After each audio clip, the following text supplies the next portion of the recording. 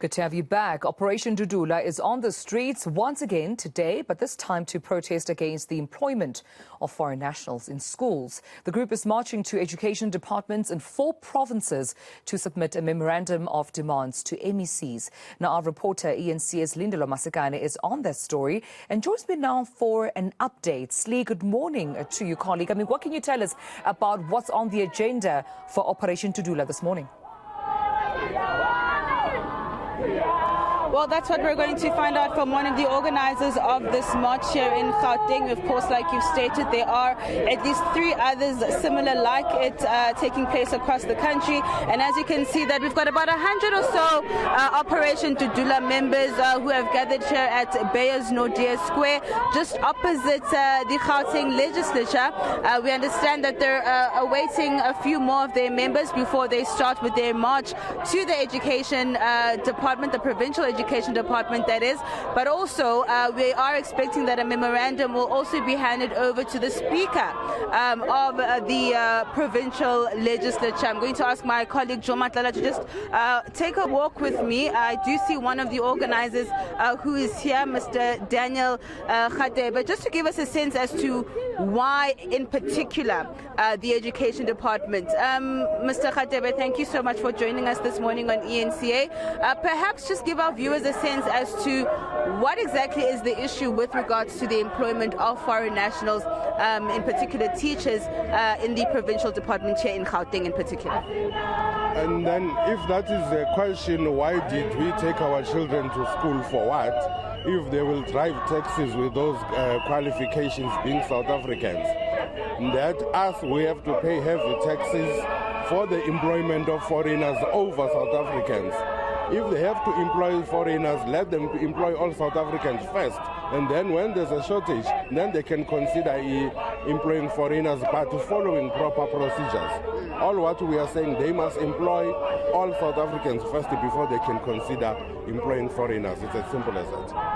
In terms of numbers, are you able to tell us exactly whether you're aware of how many foreign nationals are being employed and what the issue is? Because if my understanding is correct, Operation Dudula has an issue with illegal foreign nationals. Now it seems you have an issue with those foreign nationals who are also in the country legally. We've been always stressing that being in the country legally, having a valid passport, does not interpret it to working permits. And we know the stringent processes of acquiring working permit. So they must prove to us that they have advertised all these posts, they're teaching the nurses, they failed to access that skill in the country, which forces them to import the skill where those processes followed, which forms part of the law. It's a process. Hence we are saying our laws must be respected and observed, and procedures must be followed. If somebody is here legally, all those processes were followed, no problem. We will coexist with them. All right, maybe then take us through today's program. What can we expect in terms of the march itself? And I understand, of course, that there are 3 other provinces participating in this agenda today.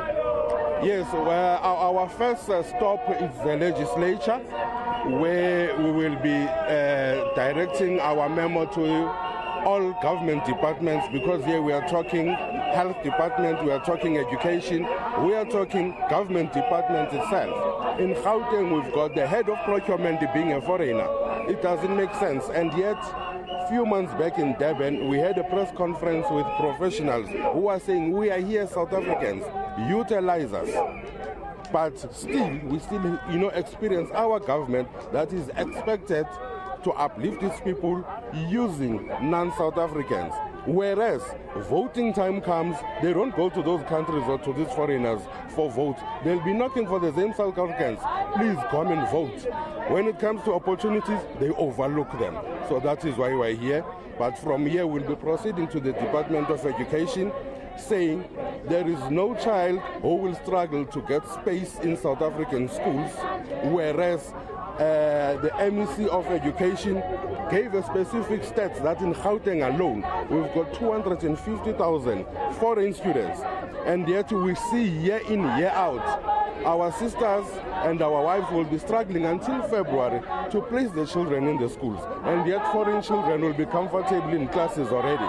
We are not saying they shouldn't take them, but South Africans must be prioritized. They must come first. It's as simple as that. Maybe your expectations of the new premier here in Gauteng. Panyaza Lesufi has just taken over the reins. What are your expectations as Operation Dudula in terms of what you want to see improving in the province? All what we said, we want to see an improvement in that. We don't expect much without us putting pressure. We will keep on exerting pressure and making sure that our demands are implemented. Hence, we are calling upon all South Africans to join this struggle, because this is not about politics, it's not about ANC, it's not about DA or EFF, it's about South Africans being prioritized.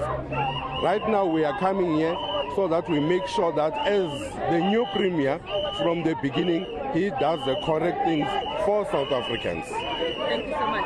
Thank you, ma'am. All right, Tumelo, that is Daniel Khatepa, one of the organizers of the Gauteng leg of this march. You can see, like I said, that about 100 or so members. We are expecting more to join. And like Mr. Khatepa said, is that there are two memorandums that will be handed over, one to the Speaker of the Legislature, and another will be handed over to the newly appointed MEC of Education here in Gauteng. All right, Silindelo Masikane, I appreciate this update coming from Johannesburg, where Operation Dudula says, of course, they are on a mission to have their demands not only expressed but handed over to both the provincial legislature and the MEC of Education. We'll bring you that update throughout the day right here on eNCA.